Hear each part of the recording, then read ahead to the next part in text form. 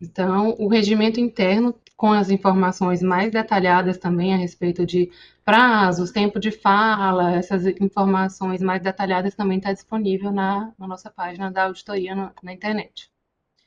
O Comitê Cial de Jude, né, como todos já estão cansados de saber aí, é um órgão colegiado que tem por finalidade essencial, né, uniformizar os procedimentos de auditoria interna do Poder Judiciário. O comitê se reporta à Comissão Permanente de Auditoria, que é composta por 3 conselheiros do CNJ. Atualmente, ainda estamos sem conselheiros designados para compor a comissão. Espero que em breve voltemos a ter, né, a nossa composição permanente de auditoria, formado por 18 membros, entre membros permanentes e os membros que são eleitos periodicamente. O comitê se reúne ordinariamente 4 vezes ao ano. Eu espero, em breve, também montar um calendário já e divulgar para os senhores das reuniões que ocorrerão ainda esse ano. E poderão acontecer reuniões extraordinárias, por convocação do presidente ou pela maioria absoluta dos membros. O quórum mínimo para a abertura dos trabalhos, né, nas reuniões é de 5 membros. E as reuniões são divididas em 3 fases, que são as fases de abertura, a fase de deliberações e proposições, na qual são apresentados os encaminhamentos e as deliberações. E depois o encerramento das reuniões. Aqui nós temos as competências do comitê. Como eu disse, em essência, o comitê tem por objetivo uniformizar os procedimentos, né? Mas aqui a gente pode ver são vários incisos, 11 incisos com as competências do Comitê Cial de Jude e as informações mais detalhadas também para quem eu convido, né, todos os senhores a lerem o regimento interno do comitê para informações mais detalhadas. Aqui nós temos as competências do presidente do Comitê do Cial de Jude, que é o secretário de auditoria aqui do CNJ, presidir as reuniões, conceder palavra aos membros, enfim, eu não vou tomar o tempo dos senhores também, as informações estão tanto aqui nesse documento que está na internet, quanto no regimento interno. As competências da unidade de auditoria do CNJ, que é a nossa unidade aqui, a Coordenadoria de Gestão do Sistema de Auditoria Interna, a COSI, quem compete assessorar o comitê quanto aos aspectos técnicos, preparar a pauta das reuniões, secretariar as reuniões, elaborar as atas. Após essa reunião, a gente vai elaborar a ata e vai enviar para os senhores, né, para análise e aprovação. Nós também temos um grupo de WhatsApp que, para facilitar, tornar mais ágil mesmo essa comunicação entre os membros do Comitê Cial de Jude. Depois eu vou pedir aqui para a nossa equipe adicionar, se os senhores permitirem, né, adicionar todos vocês no grupo de WhatsApp. E aqui é um breve resumo de como funciona essa questão das deliberações e proposições. As proposições, que são os itens das pautas de reunião, elas são apresentadas por meio de encaminhamentos. Esses encaminhamentos são feitos por um relator designado. Em regra,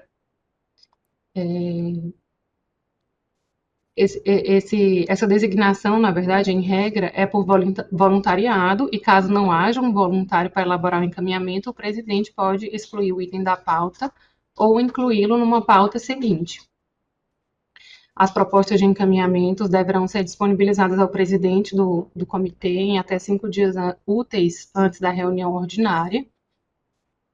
E é permitido ao presidente do comitê apresentar encaminhamentos, hipótese em que não poderá manifestar, em caso de empate, o voto de qualidade, né? Porque no momento da deliberação, que é tomada por maioria dos membros presentes nas reuniões, o presidente vota em caso de empate. Bom, assim, tentei ser bem rápida, assim, bem breve, bem sucinta, que eu acho que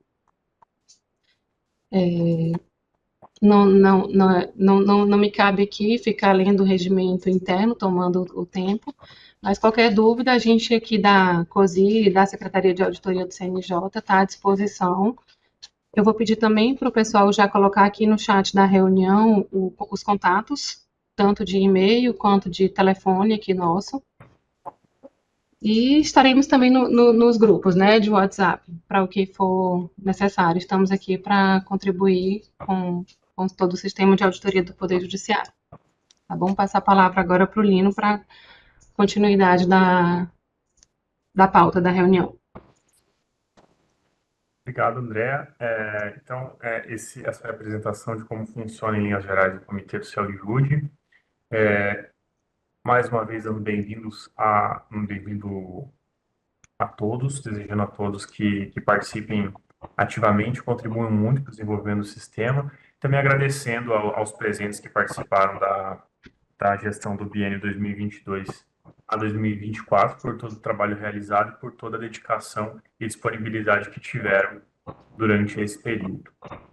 Eu vou passar a palavra agora, então, para a gente discutir o segundo ponto da nossa pauta, para o Daniel, que vai expor sobre o grupo de trabalho do relatório do programa de qualidade. Boa tarde a todas e a todos. Cumprimentar aí o Lino, o André, os colegas que estão aqui no nosso comitê, né? Especialmente as novas pessoas que estão chegando. Como eu tinha até perguntado no nosso grupo do GT, né? Como é que seria essa apresentação de hoje, Lino? Eu vou falar só brevemente, até para os colegas que talvez todo mundo recebeu a pauta anteriormente, né? Mas às vezes um pouco do contexto do que aconteceu, mas vou ser bem breve, prometo. A gente tinha feito esse GT ano passado, com um propósito maior dele era diagnosticar a situação da qualidade, né, dos programas de qualidade no Poder Judiciário, para a gente poder ver o que a gente vai fazer. Né? Primeiro saber como está a situação para decidir o que era relevante fazer, o que era importante, o que era possível fazer. A gente fez um diagnóstico, né, para quem acompanhou o fórum, o Diocese fez até um trabalho interessante rememorando alguns dos resultados, né? Em termos da gente ter pouca expansão de programas de qualidade, ainda num ponto um pouco imaduro, alguns estão estabelecendo, ainda começando a aplicar. Nesse relatório, inclusive, que a gente mandou do trabalho do GT, tem um dos links que apresenta esse resultado, né, desse diagnóstico que foi inicial. E, num primeiro momento, o GT tinha até concluído que não era nem adequado a gente fazer nada, porque estava num momento muito imaturo.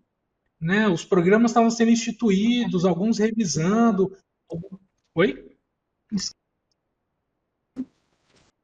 Pode falar, André. Não, tudo bem. Desculpa, Daniel, estava com o áudio aberto, desculpa. Não, tá bom. Estaria tudo um pouco imaturo e aí tinha uma decisão até de esperar por um tempo. E na conversa de uma reunião que nem essas, né, havia proposto que, na verdade, que a gente continuasse o trabalho do GT por mais um tempo para trazer uma proposta desse sistema, né, de avaliação do IACM e da questão da capacitação. Porque se a gente está tendo um problema de imaturidade nos programas de forma geral, a gente talvez tivesse que discutir um pouco o que existe de capacitação e qual que é a forma da gente poder estar avaliando essa qualidade mutuamente, se era possível, o que existia, especialmente considerando o padrão do IACM, o que era possível, o que não era possível, o que já existia nos órgãos públicos aqui, enfim. E esse é o trabalho que a gente vai apresentar agora, que foi esse segundo momento. Em termos da própria capacitação, se vocês verem o levantamento que o grupo teve, a gente viu que tem poucas ofertas de capacitação, até do mercado mesmo, né? No sentido de qualidade de auditoria, focado especialmente na administração pública. Né? Nós temos até uma pouca variedade de ofertas, né? Nós temos algumas pessoas de referência, que nem o próprio Diocese que falou no curso. E em relação a o que fazer com essa imaturidade, né? Essas equipes que ainda estão aprendendo a gerir a qualidade de auditoria. e ao menos conversando com o pessoal da CGU, com a própria equipe do STJ e outras equipes que também estão passando ou passaram pelo processo de validação de qualidade, de ACM, é que não valeria a pena esperar que a gente atingisse um ponto de alta maturidade para começar a fazer alguma avaliação. Pelo contrário, a gente fazer alguma avaliação nos permite verificar, até saber aquilo que a gente precisa amadurecer. Né? A expectativa de que as auditorias vão melhorar sozinhas, quase que por um impulso, daí a própria inércia vai conduzir nesse caminho, pode ser que desse certo, né? Mas o que a gente, especialmente com os colegas da CGU, eles até nos apontaram o contrário, que eles, quando começaram em 2017 a discutir seriamente o assunto, e eles fizeram a autoavaliação deles, né? Hoje todo mundo considera a CGU um grande parâmetro, tanto em auditoria como em qualidade de auditoria. Mas eles falaram que lá em 2017, eles, quando começaram a se avaliar com o apoio do Banco Mundial, nem poderia chamar o que eles faziam de auditoria. E o que eles evoluíram aí? Agora a gente tem 7 anos, né? Sendo que há mais ou menos uns 2, 3 anos atrás eles tiveram uma mudança significativa. Exatamente por começar a fazer a sua autoavaliação, buscar essa avaliação externa por pares e começar a entender o que está faltando, o que a gente pode correr atrás, o que a gente pode ser melhor. Esse que é o contexto da proposta que a gente está trazendo.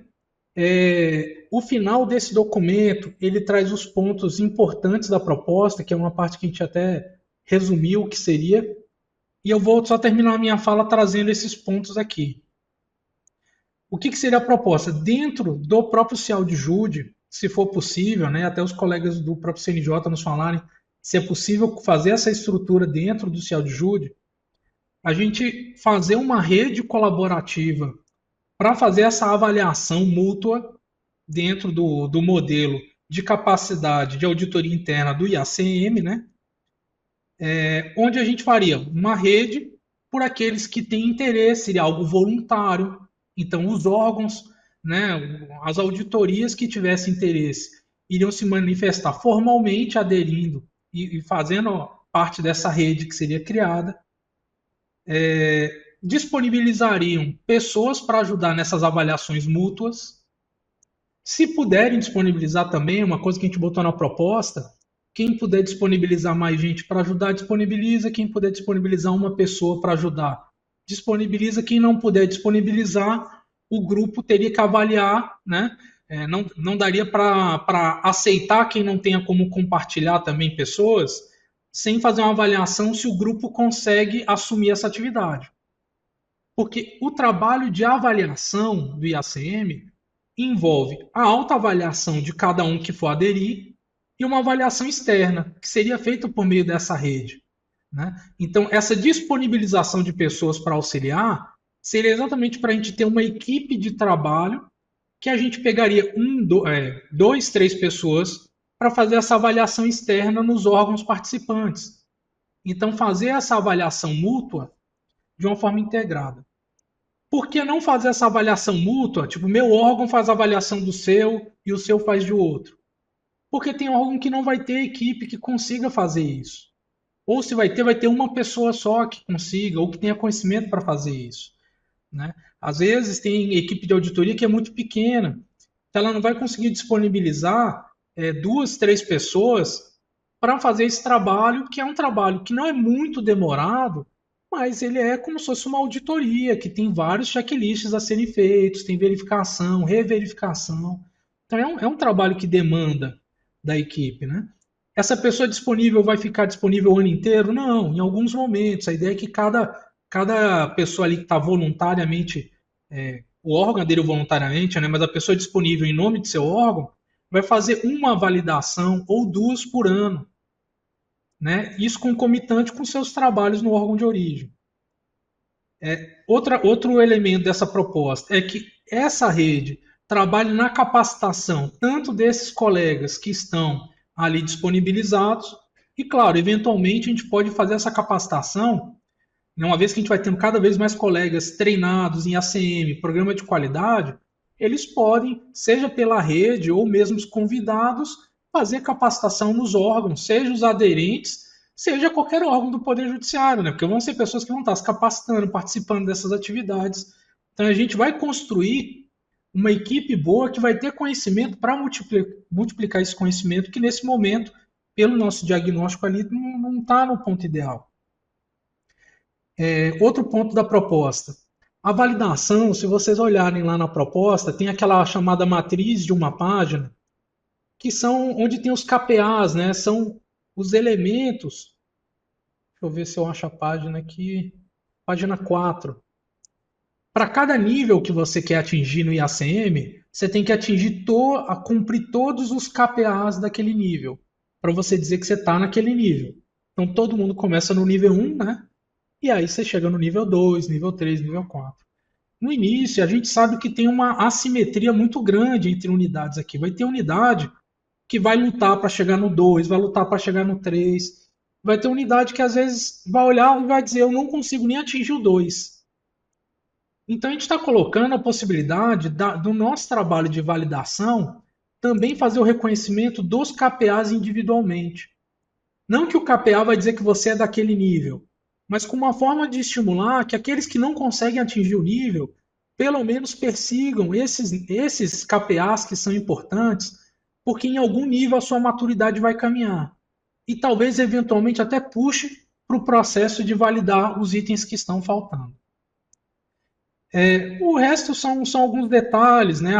Uma revalidação a cada 5 anos. Esse prazo foi uma proposta para não ser nada muito exaustivo, né? A validação ela não é nunca permanente, né? Eu validei, agora eu sou para sempre nível 2. Você tem que ter o trabalho de manter aquele nível, né? Ser revalidado, ser avaliado. E essa rede de parceiros, que esse nome, tá, gente? Esse nome não foi só uma proposta ali também. Se tiverem outros nomes, se vai ser rede, se vai ser comissão, qual que vai ser a identidade desse grupo. Mas a ideia é que tire, ainda que ele ocorra dentro do sistema do Poder Judiciário de auditoria interna, ele funcione como algo paralelo que não sobrecarregue o próprio comitê de governança. Então, quem que vai estar representando os tribunais que estão aderindo, não necessariamente tem que ser os mesmos que estão aqui como representantes ali do CIAL de Júri. São duas estruturas separadas. Não é para ficar onerando nem os colegas do CNJ, nem para ficar onerando a Comissão Permanente de Auditoria, sem prejuízo de ter uma estrutura de reporte, de o que essa rede fazer, encaminhar para conhecimento do CIAL de Júri, da CPA e etc. Mas a ideia é que essa própria rede constitua a sua, digamos assim, a sua governança interna, estabeleça um processo de liderança e também de dirimir questões, tirar dúvidas, esclarecer dúvidas técnicas e gerenciais dessa própria rede, marque suas reuniões, estabeleça seus relatórios, né? Então a ideia é que essa rede funcione quase como se fosse um GT permanente, com a sua estrutura de liderança e reporte para o CIAL de Júri e, enfim, não sobrecarregue os demais componentes aqui da nossa estrutura do sistema. Era isso que eu tinha para trazer no momento, né? Em termos de proposta, né, como a Andrea falou, né, a nossa reunião a gente sempre, mesmo quando o GT traz um resultado, a gente tenta trazer alguma proposta. O que a gente vai fazer agora, né? Então, assim, a proposta que a gente traz é a formação dessa rede ou que o comitê concorde com a criação dessa rede. Se possível, que essa rede a gente dê aí, eu acho que uma questão de 30 dias para divulgar, porque não são só os membros aqui do comitê, né? É para qualquer auditoria do Poder Judiciário passar a integrar esse grupo. Então, os senhores aqui, alguns são representantes de região, são representantes que nem na Justiça Federal. Tem a Patrícia, eu aqui como CJF, mas também tem a Patrícia que representa os TRFs e as sessões. Então, assim, a gente dá a divulgação, dá um prazo de 30 ou mais tempo, se julgarem importante, mas acho que 30 seja o suficiente. Para as adesões iniciais, para a gente saber também quantos vão ter interesse nessa adesão, né? E aí seja constituído esse grupo. Eu não sei, Lino, se seria possível que o próprio CNJ a exemplo do que acontece na rede de governança colaborativa lá da estratégia do Poder Judiciário, se o CNJ poderia designar essa rede, né, de forma que ficasse um documento formalmente, mas que a própria rede tivesse aí a sua condução, claro, reportando sempre ao CELDJUDE e à CPA. E a proposta seria essa. Eu não sei se agora a gente abre para dúvidas, mas aí eu devolvo a palavra aí para o Lino. E também não sei se seria hoje para a gente já decidir, né? Eu acho que tem uma complexidade que de repente pode demandar mais tempo. Mas se a gente conseguir decidir hoje, seria essa questão dos 30 dias e a gente começar a trabalhar. Obrigado.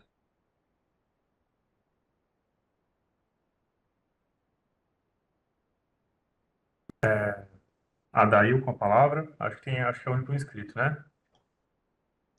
Pessoal, eu gostaria de saber, assim, preliminarmente, como é que está a situação da adesão ao sistema de auditoria da CGU. Tem alguma novidade? Só para a gente não confundir um pouco, Adair, vamos só terminar esse tema desse GT agora, depois a gente pode passar para esse. Eu fiz essa pergunta porque eu vejo uma relação, certo? Porque, na verdade, acredito que os colegas sabem, né, que o sistema de auditoria da CGU, ele está embutido nele a questão do IACM, né? Que o IACM é a ferramenta de, não é isso, Daniel, né? Aí assim, Lino, posso falar do tema? Que tem uma questão que é importante, está até no relatório também, esqueci de comentar aqui. Na conversa, no estudo nosso com a CGU, falando sobre o IACM, né? Eles falaram desse módulo específico que é para fazer essa tabulação das informações do IACM, tá, Adail? E eles comentaram que, independentemente, que assim, a implantação do e-áudio, agora é ECGU, né? Não sei se vocês sabem que teve essa alteração de nome, que aí em outro momento, não sei se a gente vai tratar hoje, mas independente da gente conseguir trazer o sistema e implantar nos nossos órgãos, existe a possibilidade, como o fluxo de informação é bem menor do IACM, né, que são, você vai lançar uma vez, de vez em quando, aqueles dados para validação, existiria a possibilidade do CGU abrir acesso para nós fazermos as validações do IACM pelo ECGU, independentemente da gente estar instalado com ele para o nosso uso no dia a dia. Então, isso permitiria que a gente, aqueles checklists que tem, se vocês forem na página da CGU, tem os checklists de IACM, eles já estão todos embutidos no ECGU e a gente faria toda a resposta, toda a validação lá por dentro. Claro que isso é uma possibilidade, né? Uma vez constituído, teria que haver uma solicitação, eles liberarem, mas a gente conseguiria trabalhar com eles direto, eles só dariam acesso para a gente e a gente já poderia trabalhar lá por dentro do ECGU.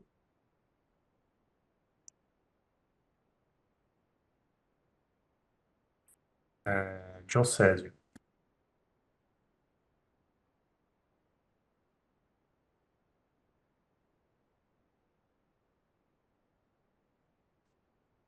Diocésio não está aí, faz a palavra para o Wellington. Boa tarde a todos. Está me ouvindo bem? Tá, obrigado. Daniel, eu teria só uma dúvida, mas ao mesmo tempo um adendo na proposta. Não sei se eu não entendi direito, mas você falou em uma pessoa das auditorias, né? Eu faria um adendo que seria a auditoria como um todo, porque se a gente colocar uma única pessoa, de repente essa pessoa está em férias, está de licença, e para a substituição dessa pessoa para uma eventual certificação vai ter que pedir para o comitê. Então, se a gente coloca a auditoria inteira, não precisa desses trâmites mais burocráticos. Não que todos aqueles integrantes de determinada auditoria vão participar de uma vez só, mas naquela oportunidade de uma auditoria interna participar, ela escolhe entre os seus integrantes e manda um. Eu acho que talvez ficaria mais prático, não sei. Talvez tenha sido essa a intenção, mas eu não entendi direito. Pelo que eu entendi, seria uma pessoa de cada auditoria. Eu já ampliaria para a auditoria toda. Não sei se vocês acham. Lino, como é que faz? Eu vou respondendo o pessoal à medida que eles forem perguntando. Pode ir respondendo, Daniel. Acho que é Tá, mais obrigado. tranquilo. Né? Wellington, eu não vejo problema. pensa assim, essa questão da governança da rede, a ideia é que ela seja feita pela própria rede, né? Essa é uma discussão que pode até ocorrer lá dentro. Eu vou te falar o pensamento nosso na proposta. A unidade, se você fala que a sua unidade pode dizer, nossa equipe inteira está à disposição, ótimo.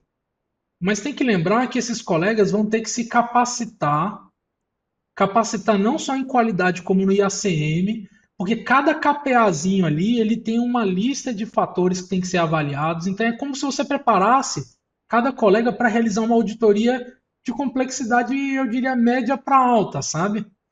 Então, agora eu não vejo essa burocracia, porque assim, esse processo de validação, ele demora mais ou menos uns 3 meses a validação. O que é a validação?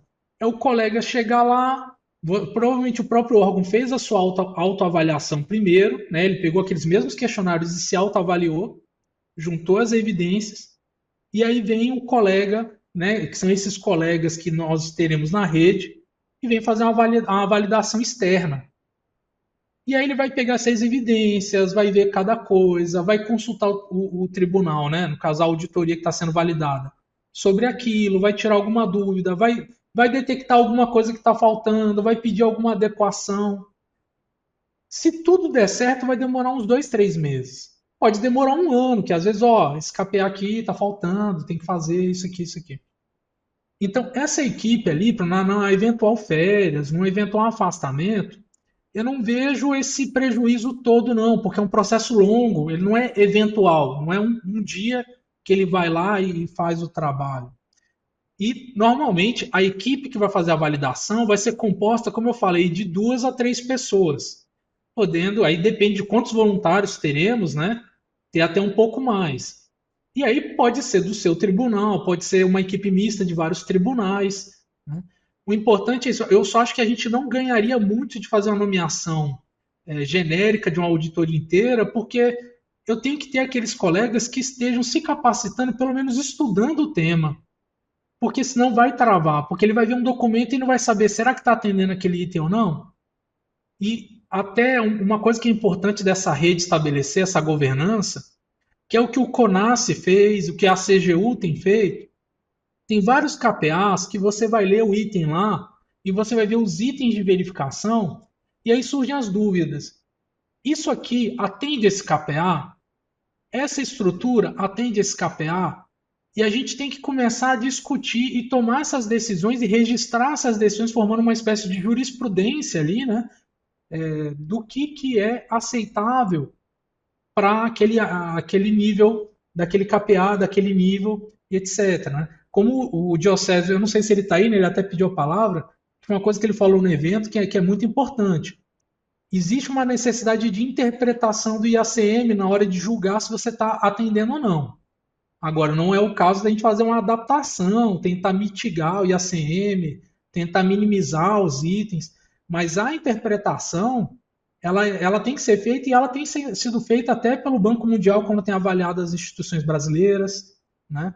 A CGU na sua própria aplicação, o CONASSE na sua própria aplicação. É isso. Temos inscritos ainda? Tá, Daniel, eu só vou falar algumas coisas assim, sobre a minha percepção em relação à sua proposta.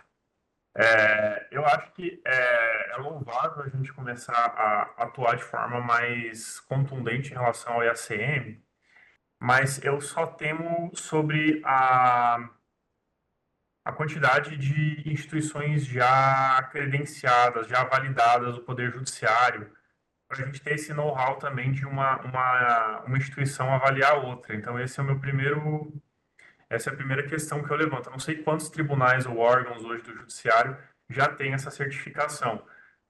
Mas eu temo que acho que é só a STJ, tem mais algum? Daniel, você que que fez esse levantamento.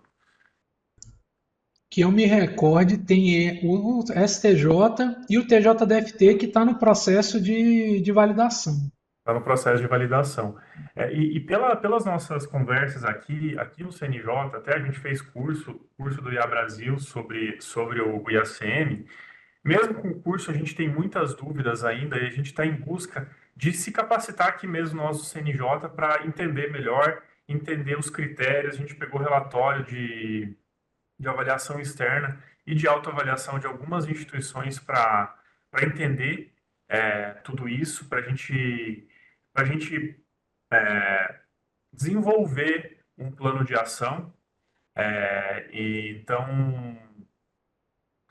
a gente está nesse processo, a gente está aguardando até a formação da Câmara Técnica do DICOM, que a gente espera que esse conhecimento seja transmitido também até para nós mesmos aqui dentro, de uma forma mais rápida, visto que na DICOM existem instituições em maior volume já acreditadas, já certificadas. Então a gente está esperando por esse contato, né? O início desse trabalho. É claro que a DICOM ela não vai englobar todos os membros do CIAL de Jude, né? Porque o CIAL de Jude a gente também tem as auditorias dos tribunais de justiça. Então, nossa estratégia aqui no CNJ atualmente é aguardar a instalação dessa Câmara Técnica, iniciar esses trabalhos para a gente tirar algumas dúvidas, para a gente esclarecer alguns pontos sobre alguns KPAs que a gente ainda não tem certeza como implementar ou para que lado correr ainda, sabe? A gente não conseguiu definir uma estratégia ainda de forma muito sólida, porque a gente tem ainda algumas dúvidas sobre como fazê-lo. Então, eu não sei, mas a minha percepção, Daniel, é que a gente pode seguir para esse caminho que tu está propondo, mas a minha forma de ver, ante o baixo número de parceiros que já estão certificados, formar uma rede de parceiros para certificar, eu acho que seria ainda um pouco, que talvez a gente precisasse ainda amadurecer ainda os órgãos do Poder Judiciário para pensar em uma rede de parceiros para certificar o modelo de capacidade. O meu posicionamento. Eu também não estava preparado para essa proposta agora, porque como o grupo de trabalho era sobre o programa de qualidade, e aí vem essa proposta mais voltada para a instituição desse programa de avaliação do IACM, eu também não estava preparado. Eu confesso, Daniel, que eu não sei como internalizar isso aqui no CNJ, teria que verificar, né? Sendo bem sincero, até de como formar essa rede de parceiros, como formalizar ela, né? Como instituir. Então, eu tenho essas ainda questões que eu teria que levantar, e eu não sei se você faz questão de a gente já discutir e aprovar esse relatório nessa reunião, ou se a gente poderia aguardar para a próxima reunião para a gente talvez ter aí de forma um pouco mais solidificada, eu poderia verificar isso, como que a gente poderia instituir também. O que você pensa a respeito? Não, Ô, do ô, meu ponto Lino, de vista, eu não vejo problema. Opa, ô, Lino, eu poderia falar? Me desculpe, eu tentei falar antes, não consegui, eu tava com um problema aqui. Se for possível falar ainda, pode ser depois do Daniel, entendeu? Tá, você que sabe, Daniel, o Diocésio, ele participou também da elaboração desse relatório, né? Foi isso? Não, eu não participei, na Ele verdade eu contribuiu com o conversei GT? com eles, né? Eu fui, digamos assim, né? Troquei ideias com ele, nós Ah, conversamos entendi. isso, mas eu não sou do grupo de trabalho, entendeu? Tá, entendi. Tá. Daniel, você quer falar primeiro, que primeiro viu o Diocésio como eu opinião vou fazer técnica só uma aqui? eu vou só fazer uma observação sobre a questão do nível de maturidade, Lino, e aí as outras questões eu deixo para comentar depois. A própria Perfeito. CGU, né, nos colocou, na pessoa do próprio Sérgio, né, que conduziu esse processo aí, ele deixou muito claro para a gente que, ao menos na opinião dele, a gente deveria sim começar, independente de nós não termos hoje unidades nossas validadas externamente por outros, até porque esse é o próprio processo que a CGU passou. Né? Eles começaram inicialmente, ninguém tinha validação, aí teve uma equipe lá que foi validada pelo Banco Mundial, mas os colegas ali envolvidos não tinham essa validação, não tinham uma noção. Essas dúvidas que você está tendo, eles têm até hoje, tanto que o CONASSE, isso que eu estou propondo aqui é o que o CONASSE faz hoje para eles lá, como se fosse essa rede de parceiros lá, né? O que o DICOM pode também contribuir nessa direção, mas como você mesmo falou, o DICOM ele tem um aspecto restrito ali à União, e é outro papel, não? Acho que tem coisas que podem concorrer. Eu também estou lá no DICOM, né? Eu estou na gestão do DICOM, ao menos até esse ano, e são coisas que podem concorrer, elas não precisam uma depender da outra, uma necessariamente aguardar a outra. E eu penso que nós podemos estabelecer essa rede, discutir essas aplicações, essas dúvidas, ter como parceiros relevantes também a própria CGU, o CONASSE e etc., que me parece que tem uma disposição própria de com também. Eu acho que todos estão interessados em trocar essas informações. Eu sei que o CONASSE está elaborando um documento para, inclusive, para formalizar não, mas para dar transparência para essas decisões, essa jurisprudência deles, digamos assim, que a gente possa usar aquilo que a gente achar interessante, enfim. Era só esse ponto. Eu acho que esse lado não é um impeditivo. As questões internas de como agir, isso é uma coisa que a gente pode demandar mais tempo, tá? E eu disse que eu ia deixar para depois, mas já vou até dizer, eu não me incomodo de se a gente deixar para decidir em outro momento, né? Eu acho que, inclusive, os membros aqui têm que estar à vontade para tomar essa decisão, se julgarem, não, estamos prontos para começar algo. Aí tudo bem, a gente já começa e vai discutir se a internalização, se vai ser pelo próprio CNJ, se faz uma coisa, um termo entre os órgãos que vão aderir, até descobrir quantos vão aderir, porque é uma coisa que eu até comentei com o Diocésio. Podemos ter uma baixa ou uma altíssima adesão, né? A gente não sabe, na realidade, quantos que vão ter interesse de entrar nessa. Aí era só isso que eu queria colocar, Diocésio, fique à vontade aí, meu Legal. amigo. E o Deixa Diocésio não participou não, mas ele nos ajudou em vários momentos ali. Ah, não, legal. Deixa eu só contribuir alguns pontos aqui. Primeiro, assim, lá no CONASSE, gente, eu participo do CONASSE, né? Eu sou, digamos, convidado lá, eles me convidam, então eu participo das decisões, das reuniões que eles têm, do sistema de trabalho dele, então eu participo com eles lá. E uma coisa interessante o IACM chegou no Brasil ali em 2014.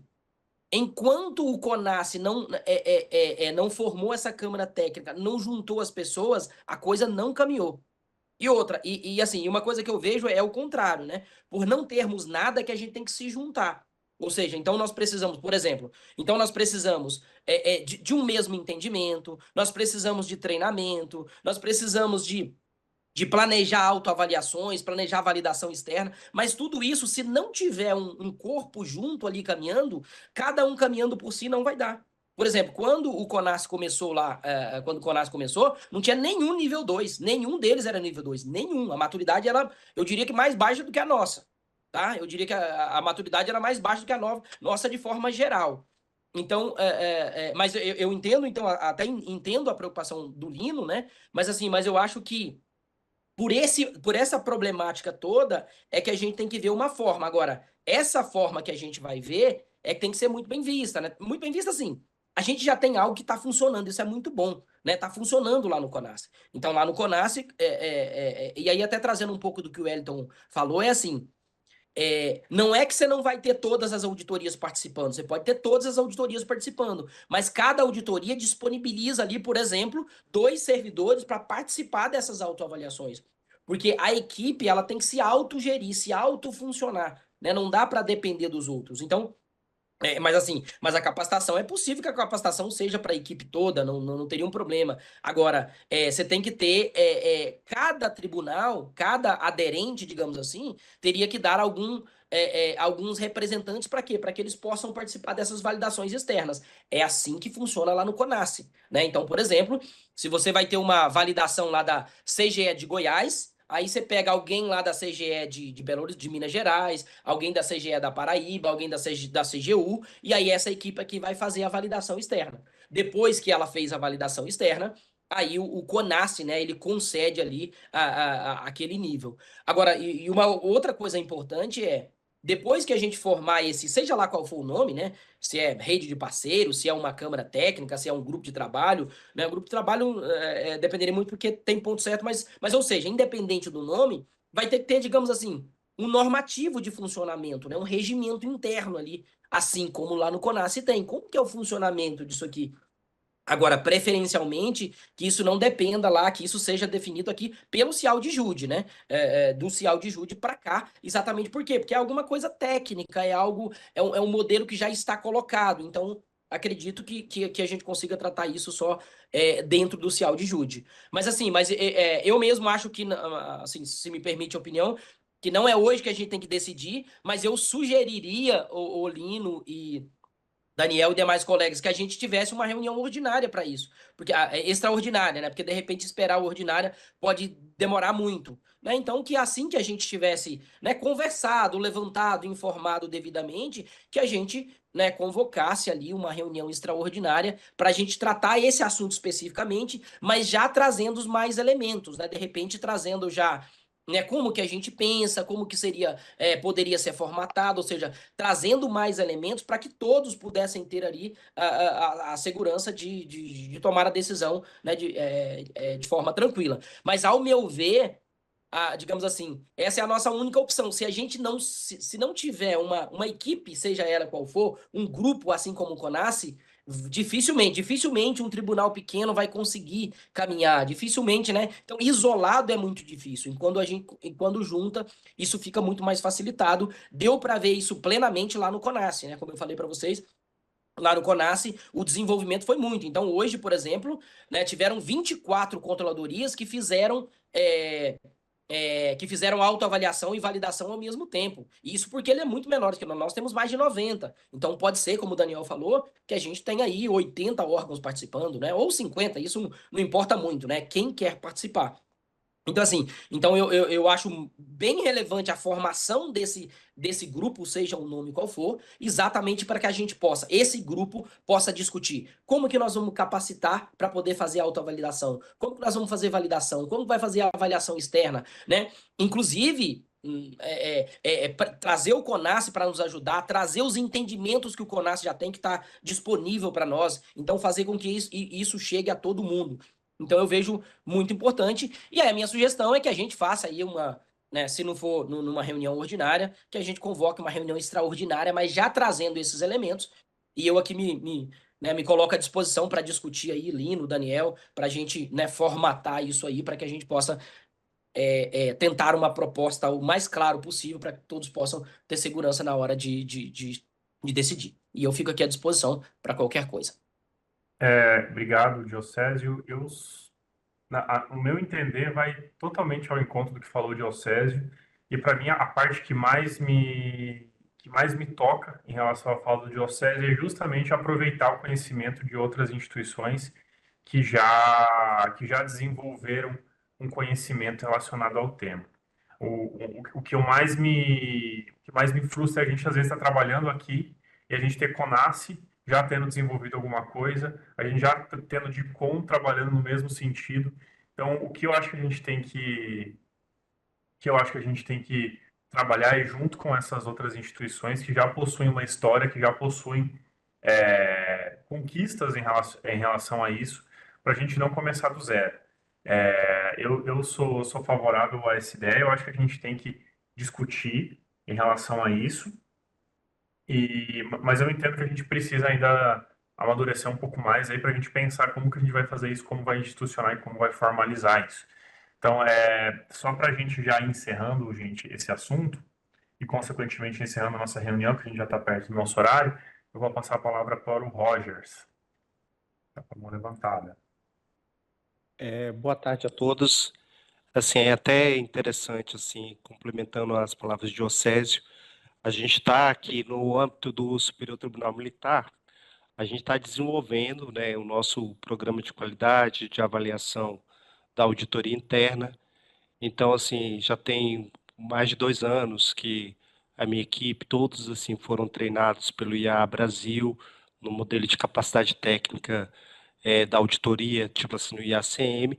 E, no entanto, o que eu vejo, assim, é que no primeiro momento, a gente primeiro vai instituir, tipo assim, um programa e vai colocar a previsão, tipo assim, de aos poucos ir implementando, tipo assim, o IACM, porque a gente sabe a dificuldade que é para implementar ali cada KPA.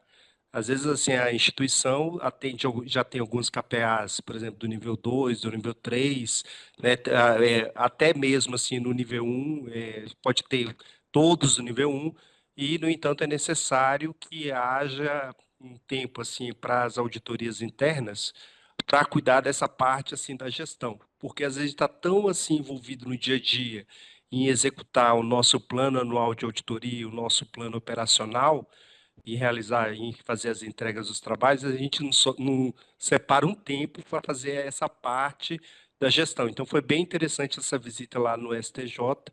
Como os colegas já falaram, né, a CGU já tem essa avaliação pelo Banco Mundial, tem outras instituições que têm essa avaliação para avaliar utilizando o IACM, mas eu creio que a gente realmente vai ter que debater isso mais profundamente em uma outra reunião, assim, até para ver, porque eu acho que o Poder Judiciário, as resoluções é de 2020, a gente está em 2024, e a gente vê vários esforços, várias iniciativas de vários tribunais, de vários colegas, mas a gente sabe da dificuldade que é de implementar esse modelo de capacidade técnica.